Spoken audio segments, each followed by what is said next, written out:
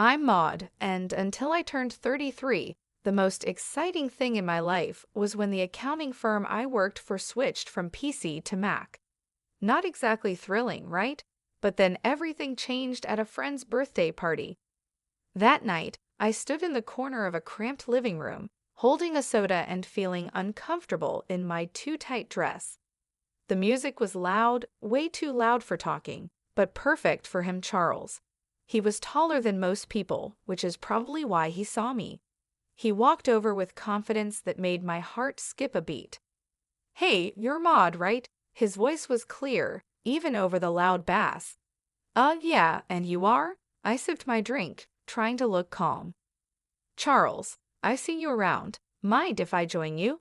He didn't wait for an answer, just stood next to me. "Not at all," I said, my voice nearly drowned out by the latest pop song blaring through the speakers. "So, Maud, what brings you here tonight?" he asked, leaning in. His tone was casual, but his eyes were intense. "Just here to celebrate Jessica's birthday. You know her long?"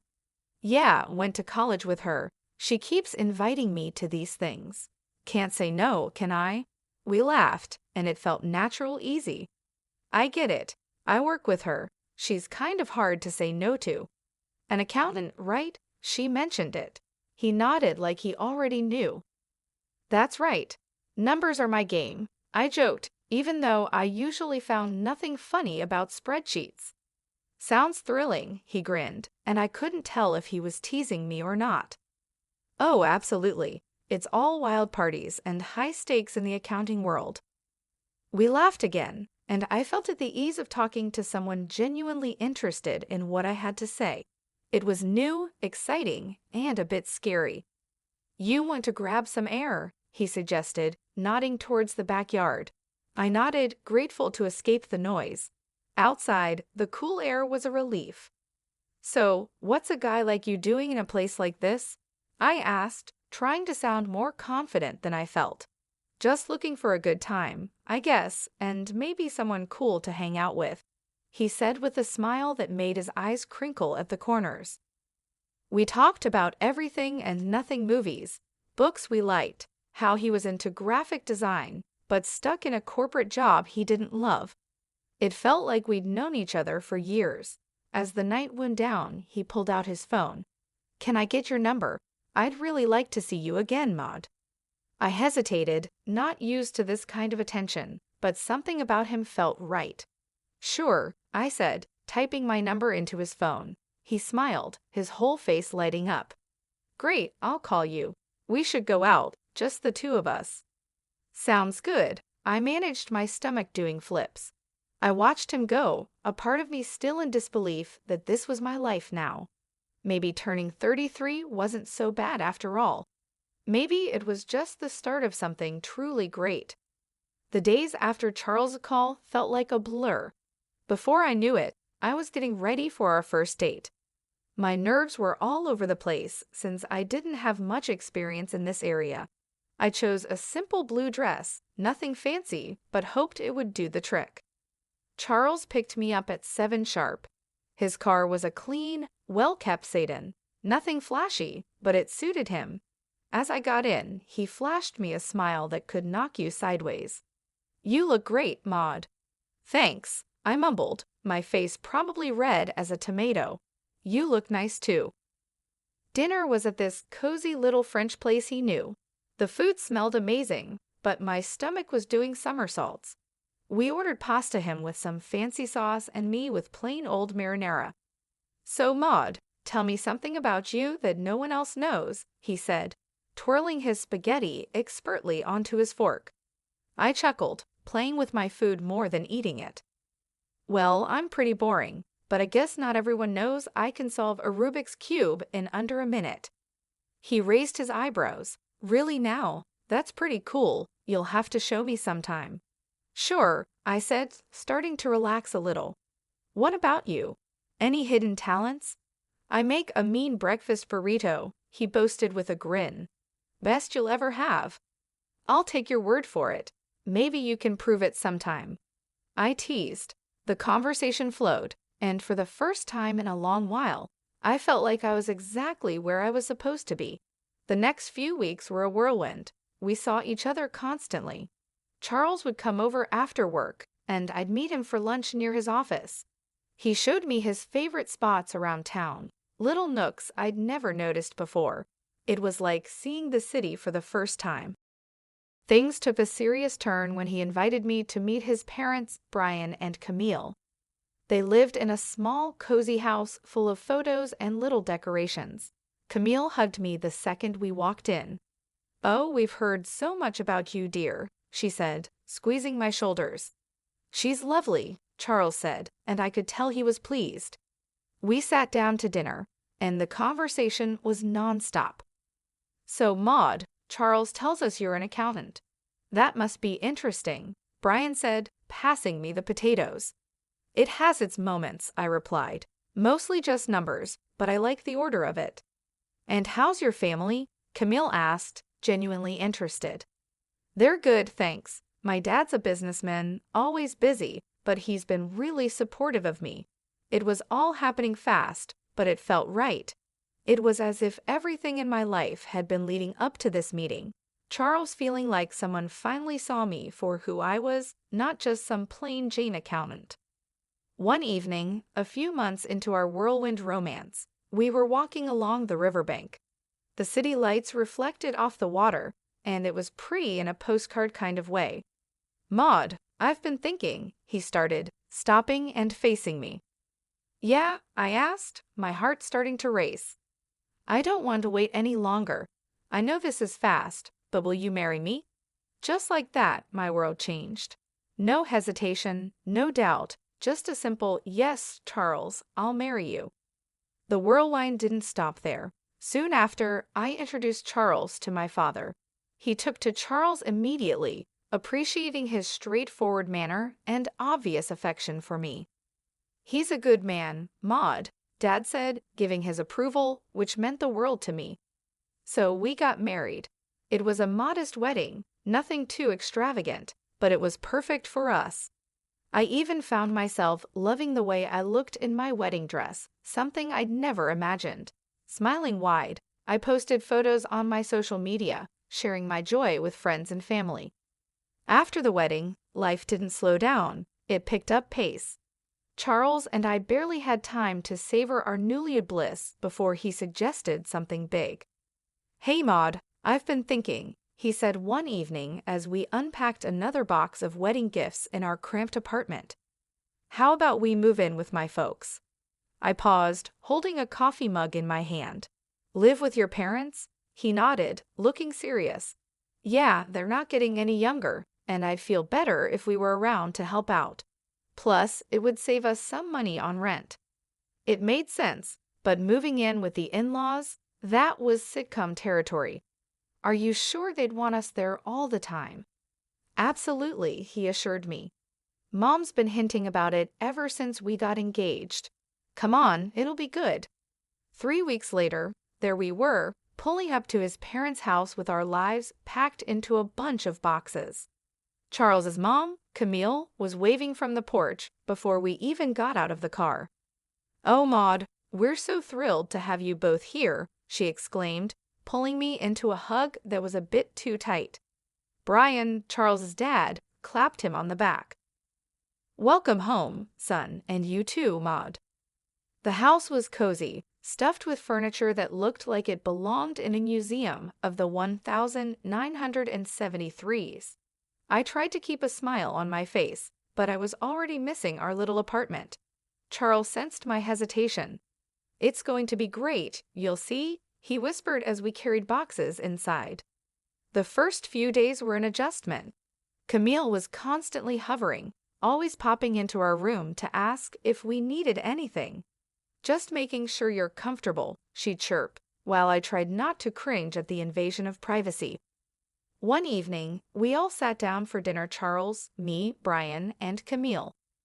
The conversation was painfully mundane until Charles dropped another bomb. "So the house needs some major repairs," he announced casually between bites of meatloaf. I choked on my mashed potatoes. "Repairs?" "Yeah, the roof's a mess, and the plumbing's from the dark ages," he said. Brian nodded solemnly. "We were thinking," Charles continued, avoiding my gaze, that maybe we could all chip in for the costs. I glanced at Camille, who was suddenly very interested in her plate. All of us. Well, I just got this pay cut at work, Charles muttered, so I'm a bit strapped at the moment. There it was. I felt a knot form in my stomach. I'll see what I can do, I managed to say, even though I wanted to say much more. Camille perked up, tears welling in her eyes. Oh, Maud, that would be so helpful. You're such an angel. The next few weeks were a blur of contractors and repairs. I wrote checks and smiled through gritted teeth as Camille gushed about how wonderful the house was looking. Brian slapped me on the back. You're really part of the family now, Maud. Part of the family, sure, the part that pays for everything. One particularly grueling day, after yet another round of expensive decisions, I felt completely drained. I collapsed on our bed, exhausted. Charles came in and sat beside me. Thanks for handling all this, Maud, he said, sounding almost sincere. It's fine, I lied, staring at the ceiling. I just didn't realize how much it would be. He squeezed my hand. It'll all be worth it. This is for our future, right? Our future, I echoed, not sure whose future we were building anymore. As I lay there listening to Charles's steady breathing, I couldn't help but wonder if moving in was the right decision. But there was no going back now. I was in this deep and had to see it through, whatever the cost. After the renovations, the house looked great, like something out of a magazine. Despite the financial strain, I felt a bit of pride looking around. We decided to throw a small dinner party to celebrate, just the four of us. That's when everything took an unexpected turn. We were in the middle of dinner, laughing and sharing stories, when Camille suddenly got quiet. The room felt heavy all of a sudden. She looked at Brian, then at us, and her eyes were teary. We need to tell you both something important, she said, her voice shaky. Charles and I exchanged looks. What's going on? I asked, my stomach tightening. Brian took a deep breath. The house? It's mortgaged, heavily mortgaged. We owe $300,000, and the bank could take it away if we don't settle the debt in 3 months. My fork clattered to my plate. What? You mean all the repairs we just paid for? Camille started sobbing. We were ashamed and thought we could manage it, but after the repairs and everything, there's just no way. I felt like I was in a bad dream. All the money, all the effort, and it was for a house that wasn't even secure. So, what are you saying now? My voice was sharper than I intended. Well, Charles started, his eyes avoiding mine. I was hoping maybe, Maud, you could talk to your father. Are you serious? I snapped, my voice rising. Ask my dad for $300,000? It's just, after his help, the house would be secure for us, for our future, Charles pleaded. Camille's sobbing grew louder, making me feel like the villain in this crazy drama. Please, Maud, it's our home. We've spent decades in this house. I was furious, but the tears and the pleading wore me down. I'll think about it, I finally muttered, feeling trapped. The next day, I called my dad, hesitantly explaining the situation. To my surprise, he agreed to help, but on one condition. I'll give the money, Maud, but only with a formal agreement, a receipt. I want everything documented. When I told Charles about my dad's condition, he wasn't happy. Why does it have to be so formal? Can't he just trust us? It's $300,000, Charles. It's a lot of money, and he's just being cautious, I argued, feeling the distance between us grow. He'll get his paperwork, Charles muttered, clearly annoyed. The paperwork was drawn up, and the money was transferred. Camille and Brian were relieved, constantly thanking me, but the air between Charles and me had changed. There was a coldness that wasn't there before. Just when I thought my life couldn't get any darker, tragedy struck suddenly. Maud, it's your Kayla, it signs. Her voice came through the line shaky and choked. Your dad, he had a heart attack. It's bad. My heart dropped to my stomach. What? How is he? He didn't make it. Honey, I'm so sorry. The phone nearly slipped from my hand. No, that can't be right, I mumbled, numb. I hung up and turned to find Charles standing in the doorway. "What's wrong?" he asked, his voice low. "My dad, he's gone," I managed to say before everything inside me broke and I started sobbing. Charles came over and put his arm around me, but it felt like being hugged by a stranger. "I'm sorry, Maud," he said, and it sounded sincere, but I was too lost in my grief to really hear him. Exhausted from another long day of funeral planning and dealing with the agency, I came home earlier than usual. I expected the house to be quiet, but as I inserted my key into the front door, I heard voices from the living room. It was Charles, his tone dripping with frustration and disgust, talking to his parents. "I can't do this anymore. Living with her is driving me nuts. It's too much," Charles complained. His mom, usually so sweet and understanding, replied in a stern whisper, "You have to hold on a bit longer, Charles. We need to figure out what to do with those receipts your father-in-law had. Maud has them now. The sooner I get out, the better. I'll grab those receipts and destroy them, and then I'll start all over again with that rich beauty I told you about." Charles's voice was cold and calculated. I felt a chill run down my spine. Here I was mourning my father, while the people I thought I could trust were plotting behind my back. I realized the family I lived with was plotting behind my back. They weren't the loving family I thought I married into. Instead, they saw me as a way to fix their financial troubles. Rage mixed with shock, but I knew I had to keep my cool. So I slammed the door loudly as if I had just come in, disrupting their scheming. "Oh, Maud, you're back early. How did everything go with the funeral plans?" Camille's voice shifted instantly to one of concern, her eyes wide with fake innocence. I forced a smile, my stomach turning. "It's all coming together. Thanks for asking."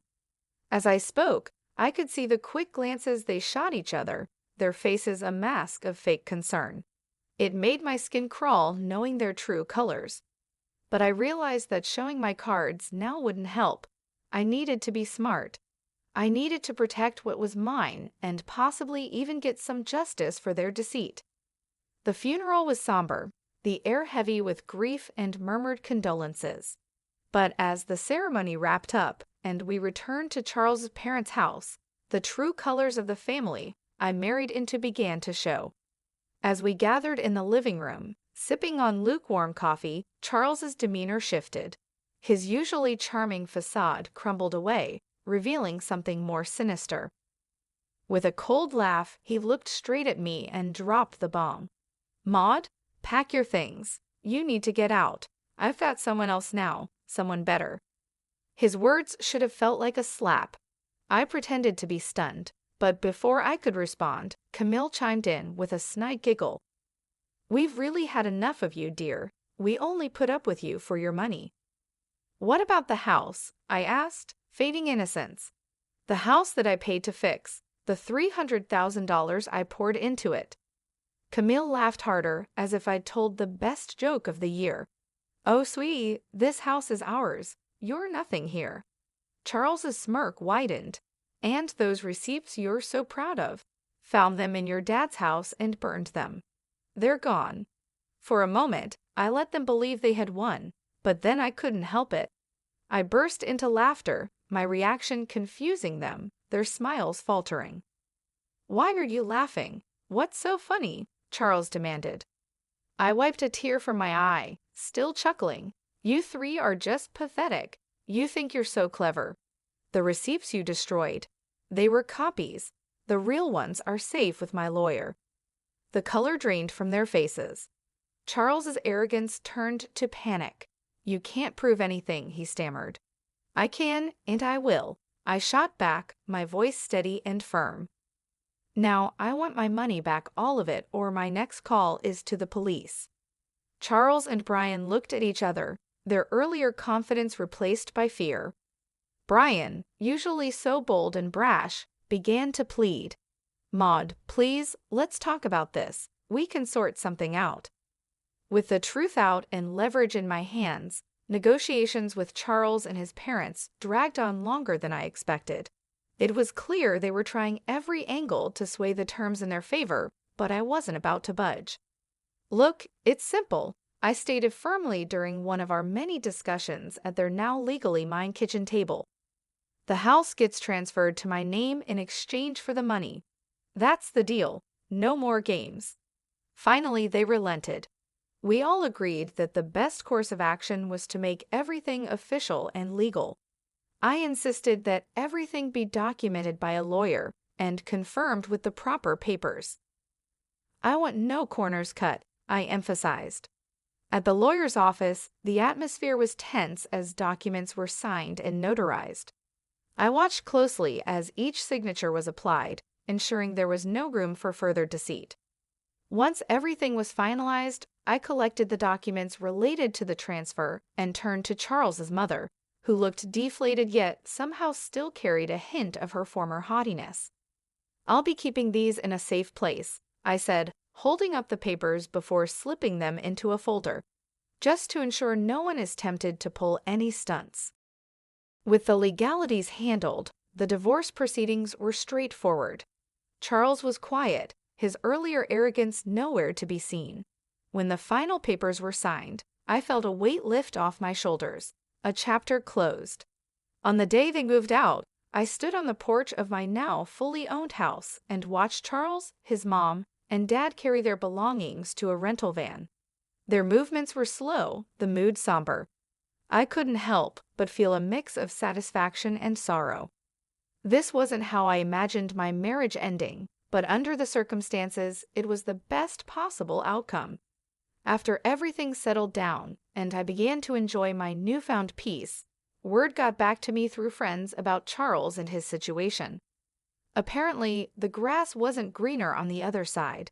His mistress had dumped him not long after our divorce, and his parents were now crammed into a tiny apartment, a big downgrade from the comfortable house they once had. It seemed karma had caught up with them quicker than I expected. Despite their situation, they started reaching out to me, bombarding me with calls and messages, probably hoping to weasel their way back into my life or at least my house. But I was done with their deceit. I blocked their numbers without a second thought and blacklisted them on all social media. It was liberating to cut the final threads that connected us.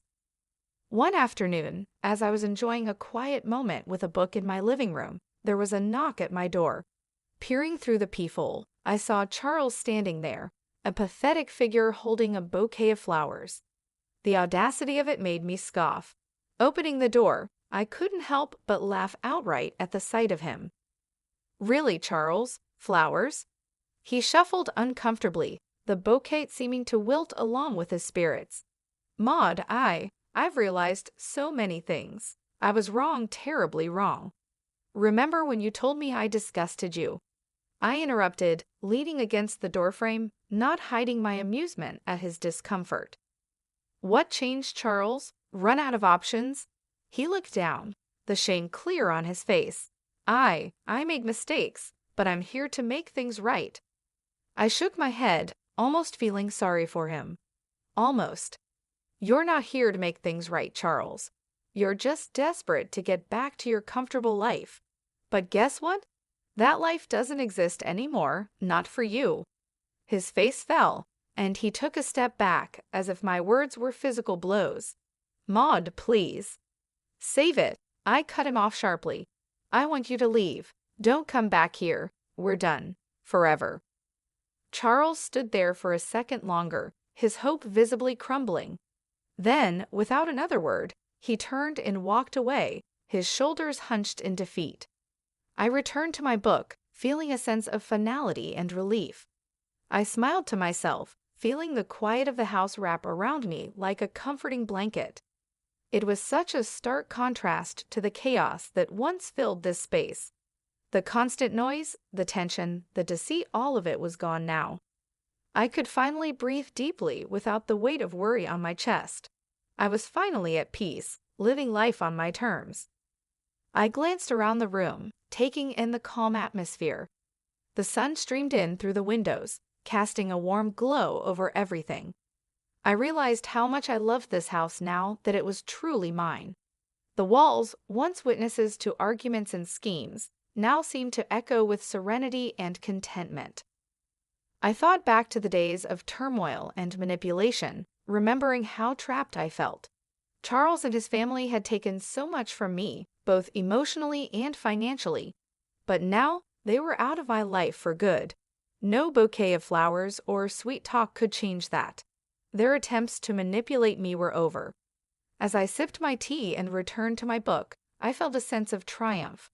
I had faced betrayal and heartbreak, but I had come out stronger on the other side. I had taken control of my life and my future. The peace I felt now was well-earned and deeply cherished. I was truly finally free. Free from lies, free from deceit, and free to live my life as I chose. The future stretched out before me, full of possibilities and opportunities. I smiled again, knowing that whatever came next